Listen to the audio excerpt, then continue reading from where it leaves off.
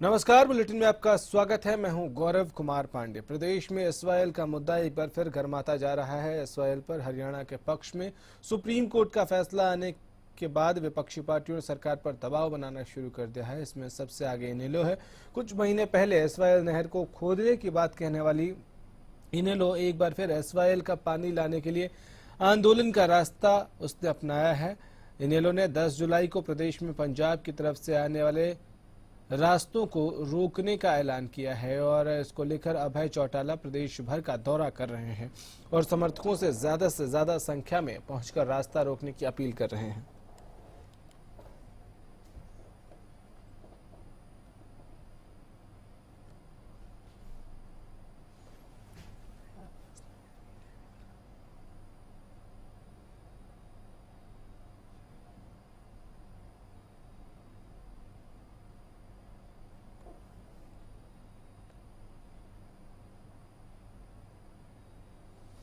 वहीं 10 जुलाई को पंजाब की सीमाओं पर रास्ता रोकने के ऐलान के बाद से सरकार हरकत में आती नजर आ रही है। मुख्यमंत्री और शिक्षा मंत्री ने इनेलो नेता अभय सिंह चौटाला से आंदोलन स्थगित करने की अपील की है। रामविलास शर्मा ने कहा कि मामला सुप्रीम कोर्ट में विचाराधीन है, ऐसे में एसवाईएल के मुद्दे को सुप्रीम कोर्ट पर ही छोड़ देना चाहिए। उन्होंने कहा कि यह मुद्दा न केवल बीजेपी का है बल्कि ये मामला हरियाणा प्रदेश का है।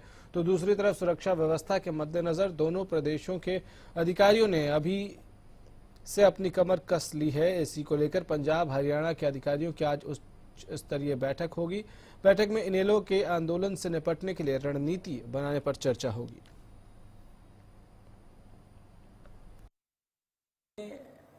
विपक्ष के नेता श्री अभय सिंह चौटाला से आग्रह करता हूं कि 10 तारीख का जो उनका कार्यक्रम है रास्ता रोको का, उसको वो आज माननीय मुख्यमंत्री श्री मनोहर लाल जी ने भी अभय सिंह चौटाला से बात किया है और मैं उनसे आग्रह करता हूं कि हरियाणा पंजाब हम एक माँ की 2 सगी संतान जैसे हम भाई हैं।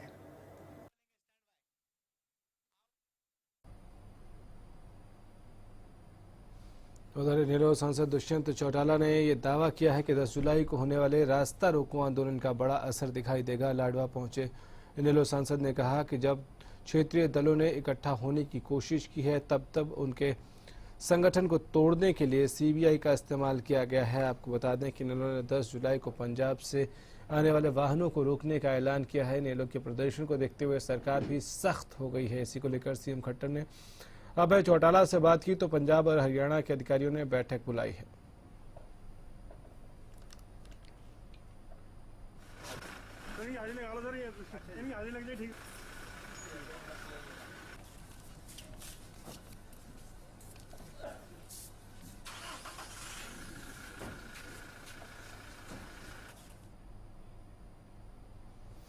उधर जीएसटी को लेकर कपड़ा व्यापारियों का विरोध लगातार जारी है। पिछले महीने 3 दिन की हड़ताल के बाद अब एक बार फिर से कपड़ा व्यापारी आज से 3 दिन के लिए हड़ताल पर चले गए हैं। रोहतक में कपड़ा व्यापारियों ने अपनी मांगों को लेकर सरकार के खिलाफ आंदोलन शुरू कर दिया है। उत्तर भारत की सबसे बड़ी शौरी क्लॉथ मार्केट के व्यापारियों ने 3 दिन के लिए अपनी दुकानें बंद कर दी हैं और सरकार को चेतावनी दी है कि अगर अभी भी कपड़े से जीएसटी को नहीं हटाया गया तो 3 दिन के बाद बड़ा आंदोलन किया जाएगा। आज की हड़ताल का विषय मैं बड़े शॉर्ट में बता देता हूँ आपको। सरकार ने ये कपड़े पर जीएसटी लगाई है। कपड़ा व्यापारियों को ये कतई मंजूर नहीं है। पहले भी बंद हो चुका है 3 दिन, अब दोबारा से 3 दिन ये इसीलिए बंद किया गया है और चौक पे प्रदर्शन भी इसलिए किया है। कपड़े पर व्यापारी को ये काला कानून कतई बर्दाश्त नहीं। उसके अलावा लोकतंत्र में पिछले दिनों चंद दिनों पहले ही सूरत के मिलेनियम मार्केट के आगे शांतिपूर्वक प्रदर्शन और लोकतंत्र में जीएसटी हटाने की मांग को लेकर जो पुलिस द्वारा वहाँ की प्रशासन द्वारा व्यापारियों पर लाठीचार्ज किया गया, उसके विरोध में भी ये आक्रामक बंद है। और सबसे बड़ी बात, 8 तारीख को व्यापारियों ने वहाँ कहा था हम शांतिपूर्वक प्रदर्शन करेंगे। नीलोखेड़ी में एक सिरफिरे आशिक ने नीलोखेड़ी पोल्ट्री एरिया के रहने वाली एक लड़की के साथ उसके कार्यालय में पहुंचकर छेड़खानी की। दरअसल मामला गुरुवार शाम का है। नीलोखेड़ी बीडीपीओ कार्यालय के पीछे बनी मार्केट में एक निजी कंपनी में जॉब कर रही लड़की के साथ एक सिरफिरे आशिक ने कार्यालय में घुसकर जब छेड़खानी की तो लड़की ने विरोध किया, जिसके बाद सिरफिरे ने लड़की के साथ मार पिटाई शुरू कर दी। मामले को देखते हुए कार्यालय में काम करने वाले एक युवक ने सिरफिरे आशिक को रोकना चाहा, लेकिन मजनू पर तो मानो भूत सवार था। सिरफिरे मजनू ने फिल्मी अंदाज में कांच की बोतल तोड़कर युवक पर हमला कर दिया और उसे पूरी तरह से लहूलुहान कर दिया और वहां से फरार हो गया। फिलहाल पुलिस ने आरोपी युवक के खिलाफ मामला दर्ज कर जांच शुरू कर दी है।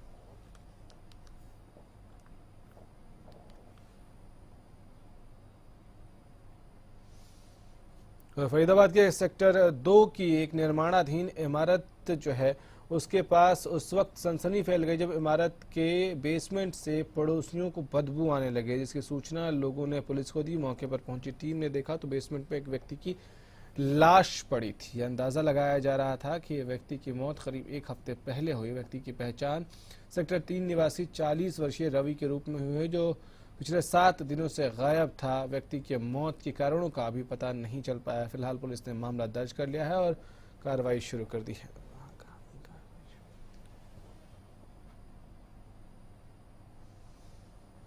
सूरजकुंड की अरावली पहाड़ियां हत्या कर लाशों को ठिकाने लगाने का मुख्य स्थान बनती जा रही हैं। इसी कड़ी में सूरजकुंड थाना पुलिस को फरीदाबाद गुरुग्राम रोड की अरावली पहाड़ियों में करीब 10 दिन पुरानी एक युवक की लाश मिली है, जिसके हाथ पर हिंदी में सुनील और इंग्लिश में SK लिखा हुआ है। कई दिनों से पड़ी इस लाश की हालत खराब हो चुकी है। फिलहाल पुलिस ने लाश को सरकारी अस्पताल के शव गृह में रखवा दिया है और मृतक की पहचान के लिए जांच में जुट गई है। कि एक डेड बॉडी जिसकी उम्र करीब 30-35 साल है और जो नग्न अवस्था में जिसके शरीर पर एक भी कपड़ा नहीं था, एक अंडरवियर है जिस पर शकोट लिखा हुआ है और गले में और सिर पर कीड़े चलते हुए हैं, थोड़ी सी सड़ी हालत में है और जिसके राइट हैंड पर हिंदी में सुनील वो अंग्रेजी में SK लिखा हुआ है। उधर नीलोखेड़ी में पुलिस चौकी के नजदीक राष्ट्रीय राजमार्ग पर एक व्यक्ति का शव मिला, जिसके धड़ से गर्दन गायब है। पुलिस ने आशंका व्यक्ति है कि बुधवार देर रात सड़क क्रॉस कर रहे व्यक्ति को किसी अज्ञात वाहन ने बुरी तरह से कुचल दिया। मृतक व्यक्ति की पहचान नहीं हो सकी। वहीं इस घटना ने इंसानियत को भी तार तार कर दिया है, क्योंकि किसी भी व्यक्ति ने पुलिस को घटना की सूचना देना भी मुनासिब नहीं समझा और शव के ऊपर से वाहन गुजरते रहे। फिलहाल पुलिस ने शव को पोस्टमार्टम हाउस भिजवा दिया है और मामले की जांच शुरू कर दी है।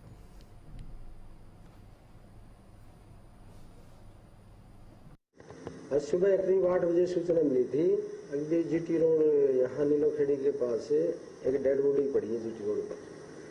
तो मौका पर पहुंचा, मौका पर देखा तो डेड बॉडी के ना सिर था और ना पैर थे, बीच धड़ पड़ी हुई है।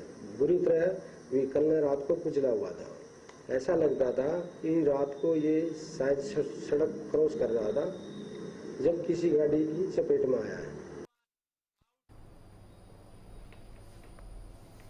सोना में एक दबंग परिवार के लोगों ने दबंगई दिखाते हुए गर्भवती महिला को पीट कर घायल कर दिया और घायल महिला सोहना के नागरिक अस्पताल में उपचाराधीन है। मामला सोहना की कबीर कॉलोनी का है, जहां मामूली बात पर युवकों और महिलाओं ने गर्भवती महिला को लात घूंसों से बुरी तरह से पीटा। घटना के वक्त पीड़िता का पति घर पर मौजूद नहीं था। जब उसकी सास उसे बचाने आई तो उन्होंने उसे भी पीटा। फिलहाल पुलिस ने मामला दर्ज कर लिया है और जांच शुरू कर दी है।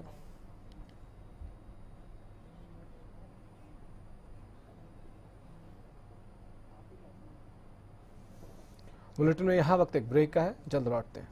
करने के आरोप में एक दलाल को काबू किया। बिचौलिए की निशानदेही पर नगर के करनाल मार्ग पर एक निजी अस्पताल में टीम ने जांच की और अस्पताल के CCTV सहित पूरा रिकॉर्ड खंगाला। दरअसल स्वास्थ्य विभाग को सूचना मिली थी कि जींद के अलेवा का रहने वाला एक व्यक्ति महेंद्र लिंग जांच के लिए दलाली का काम करता है, जिसको पुलिस साथ लेकर स्वास्थ्य विभाग की टीम ने एक नकली महिला ग्राहक को तैयार किया और आरोपी से मिले। आरोपी ने महिला से 22,000 रुपए में बात तय की थी और आरोपी गर्भवती महिला को लेकर एक निजी अस्पताल में लाया और 500 रुपए की रसीद कटवाकर उसका अल्ट्रासाउंड करवाया।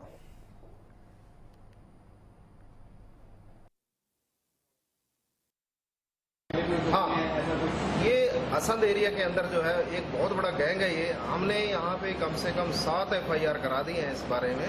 जींद की टीम ने हमारी यहाँ 3 FIR कराई हैं, ये हमारी चौथी है यहाँ पे जो उन्होंने आके रेड मारते हैं। हम अब आपकी तरफ से क्या कार्रवाई की जाएगी? अब यहाँ पे जो हमें मिला है, मौके पे जो मिला, हमने जो रिकॉर्ड का पूरा दस्तावेज यहाँ वरेंद्र अस्पताल के जो छानबीन किए, यहाँ पे डॉक्टर नम्रता डुडेजा है जो MD गायनेकोलॉजी है, हमने उसके रिकॉर्ड की छानबीन की। आरती नाम का जो PCPNDT एक्ट के तहत जो फॉर्म F होता है वो भरा हुआ है। ID प्रूफ जो महेंद्र ने अपना ID प्रूफ दिया हुआ है, क्योंकि हमारी गर्भवती महिला के पास ID प्रूफ नहीं था, वो महेंद्र ने अपना ID प्रूफ दिया है।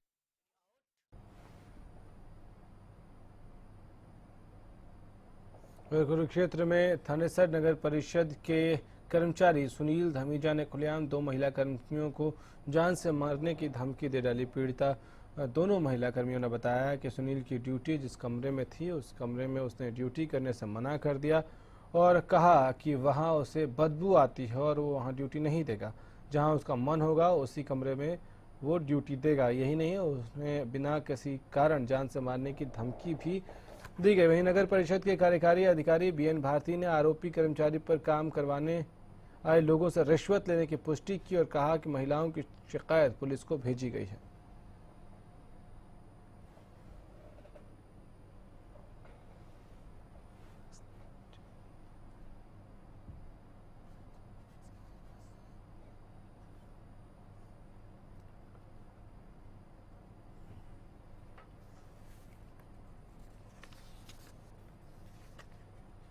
तो 2 महिला कर्मचारियों ने आरोप लगाया है कि उनको जान से मारने की धमकी दी गई है। बावजूद इसके कोई खास कार्रवाई अभी तक की नहीं गई है। ये ज़रूर बताया जा रहा है कि पुलिस को शिकायत दी गई है, लेकिन अब तक कोई एक्शन नहीं लिया गया है।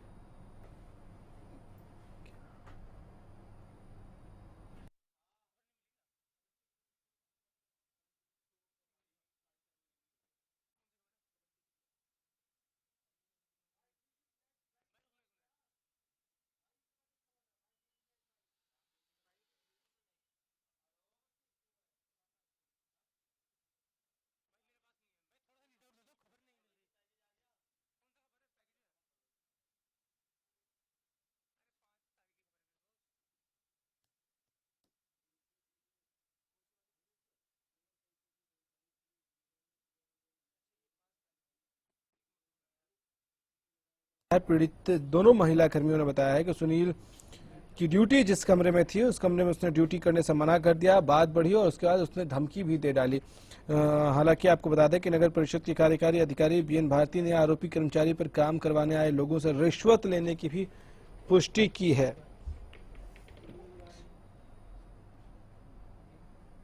खुशीद स्माइल फाउंडेशन की तरफ से फरीदाबाद में 13 अगस्त को ग्रैंड म्यूजिकल अवार्ड नाइट का आयोजन किया जा रहा है। ये प्रोग्राम बॉलीवुड सितारों के महफिल से सजेगा। आपको बता दें कि इस कार्यक्रम का मीडिया पार्टनर हरियाणा न्यूज है। इस कार्यक्रम के बारे में बात की खुशीद स्माइल फाउंडेशन के अध्यक्ष लोकेश गोयल ने।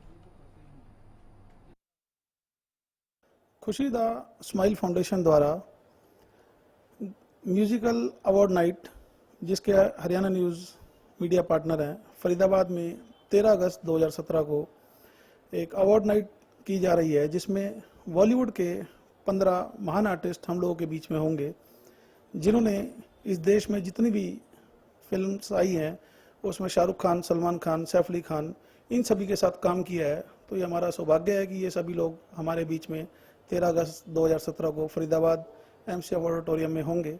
और मैं बहुत बहुत शुक्रगुजार हूँ STV हरियाणा न्यूज़ का, जो कि हमारा मीडिया पार्टनर बने। खुशीदा स्माइल फाउंडेशन द्वारा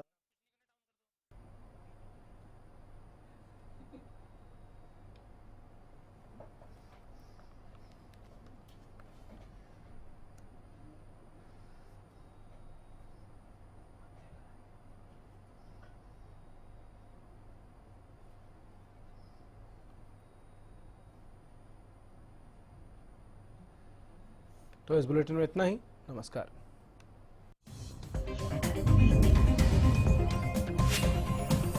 Kita